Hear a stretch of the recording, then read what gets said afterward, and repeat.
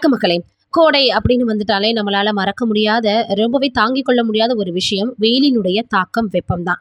ஆனா, நம்ம அதற்காக ஏசி யூஸ் பண்றோம். அப்படி நம்ம இரவு முழுக்க ஏசி யூஸ் பண்றதுனால என்ன பக்க விளைவுகள் உண்டாகுதுன்றத மருத்துவர்கள் விளக்கம் கொடுத்திருக்காங்க. அப்படி என்னவாக இருக்குன்றத வீடியோக்குள்ள போய் பார்த்து தெரிஞ்சுக்கலாம். ஏசி யூனிட் உங்கள் அறையில இருக்கக்கூடிய வெப்பத்தை உறிஞ்சி, அதே நேரத்துல குளிர்ந்த காத்த நம்மளுடைய வீட்ல நிரப்பும். ஏர் கண்டிஷனரை இதற்காக தான் நம்ம பயன்படுத்துறோம். இப்போ இருக்கக்கூடிய காலகட்டத்தில் பார்த்தோன்னா வெயிலினுடைய தாக்கம் ரொம்பவே உச்சமாக இருக்குது. அதுவும் இன்னும் 3-4 மாதங்களுக்கு ரொம்பவே கடுமையாக நாடு முழுவதும் வெப்பத்தினுடைய தாக்கம் இருக்க தான் செய்யும். ஏசி வசதி உள்ளவர்களுக்கு இந்த கோடையில் ஏர் கண்டிஷனர் தான் நம்பிக்கை. காலை, மதியம், இரவு அப்படின்னு ஏசியை ஆன் பண்ணிவிட்டு பலர் வெப்பத்தினுடைய வெக்கையை தணிச்சுக்கிறாங்க. ஏசி யூனிட் உங்கள் அறையில் இருக்கக்கூடிய வெப்பத்தை உறிஞ்சி, அதே நேரத்தில் நம்மளுக்கு பார்த்தோன்னா ரொம்பவே ஜில்லுன்னு இருக்கக்கூடிய ஏரை வீடு முழுக்க நிரப்பிடும்.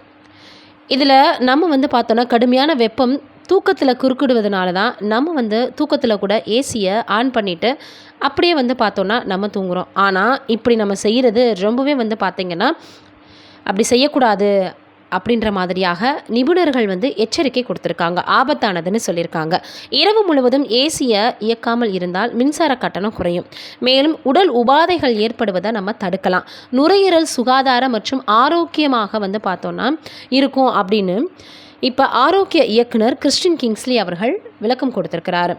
இரவில் தூங்கும்போது உங்கள் உடல் வெப்பநிலையை பார்த்தோன்னா குறையும். இது நல்ல தூக்கத்திற்கான வாய்ப்புகளை நம்மளுக்கு ரொம்பவே நேச்சுரலாகவே கொடுக்கும்.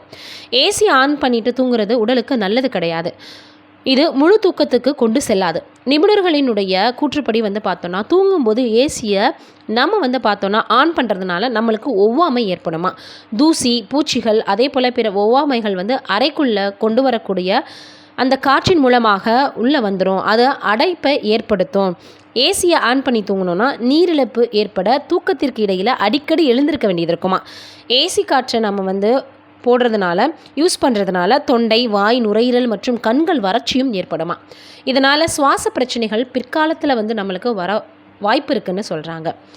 இரவில் ஏர் கண்டிஷனரை நம்ம ஆஃப் பண்ணுறதுனால நம்மளுக்கு மின்சாரமும் குறையும்.